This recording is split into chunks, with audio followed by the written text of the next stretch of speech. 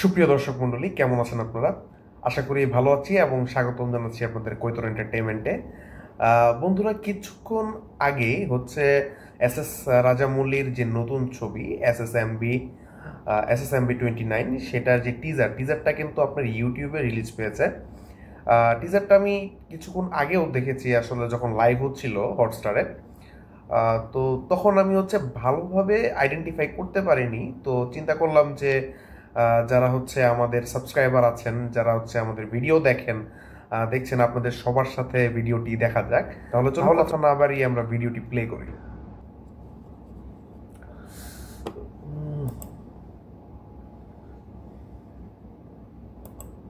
ওকে,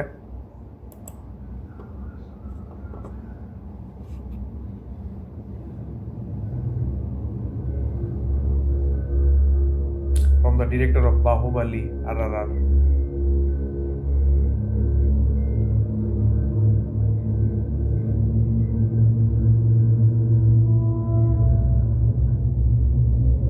Vanarasi.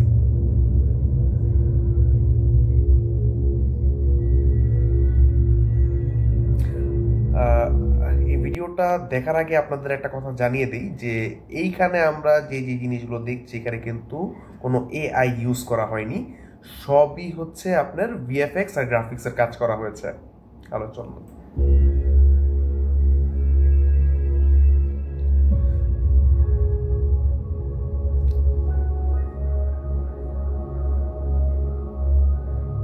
Antarctica.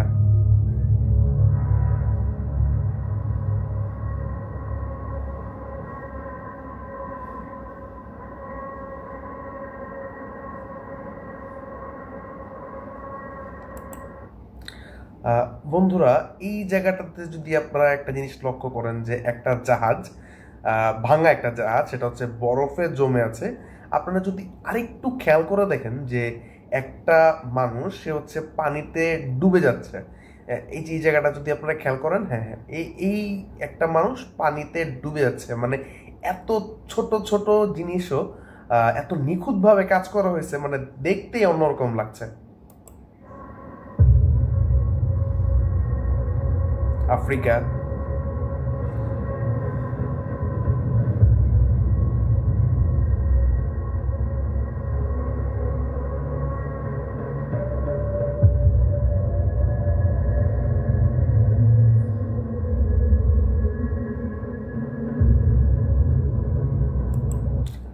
Personally হচ্ছে এই শটটা আমার কাছে খুব ভালো লেগেছে, যে জলহস্তির মুখ দিয়ে যে হচ্ছে একটা কেভ বা মানে গুহার মধ্যে চলে যাচ্ছে।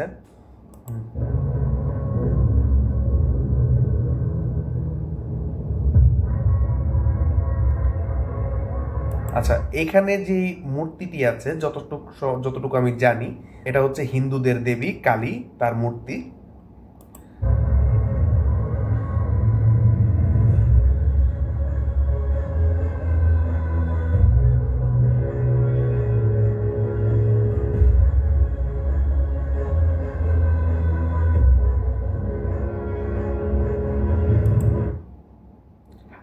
এই সিনটা আমার কাছে খুব খুব ইউনিক একটা সিন লেগেছে, যে এখানে যেই হিন্দুদের দেবতা আছে হনুমান, তো ম্যাসিভ একটা সাইজ, আর তার সাথে যে তার টেইলটা আছে, হ্যাঁ, টেইলের উপর যদি আপনি একটু লক্ষ্য করেন যে ওখানে হচ্ছে রথে করে হচ্ছে কে জানি যুদ্ধ করছে। মানে এই ধরনের ভিজুয়াল আসলে রাজামৌলি ছাড়া ভাবাটাই অসম্ভব।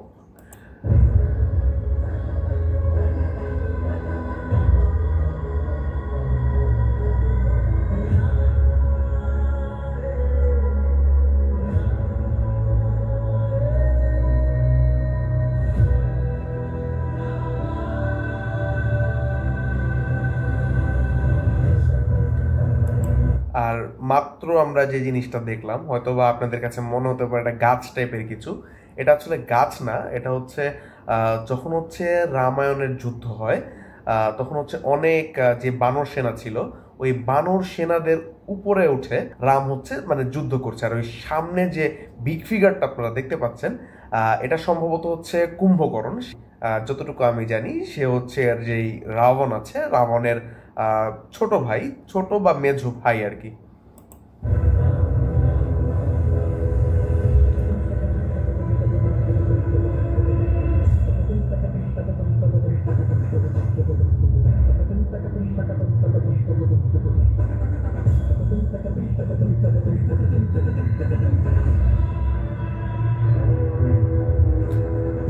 আসছে মাহেশ বাবুর লুক।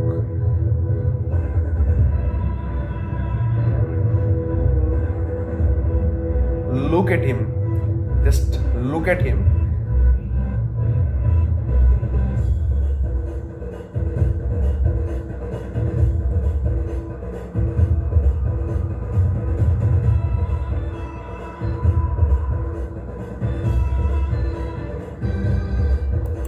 আচ্ছা, এইখানে যে জিনিসটা দেখানোর চেষ্টা করা হয়েছে সেটা হচ্ছে যে হিন্দুদের যেই দেবতা আছে শিবের সাথে কিছুটা রিলেট করার চেষ্টা করা হয়েছে, যে যেমন মাহেশ বাবুকে দেখানো হয়েছে যে নন্দীর উপরে চড়ে, হ্যাঁ, মানে যুদ্ধ করতে যাচ্ছে এবং হাতে তার ত্রিশূল, বানারসি। ওকে,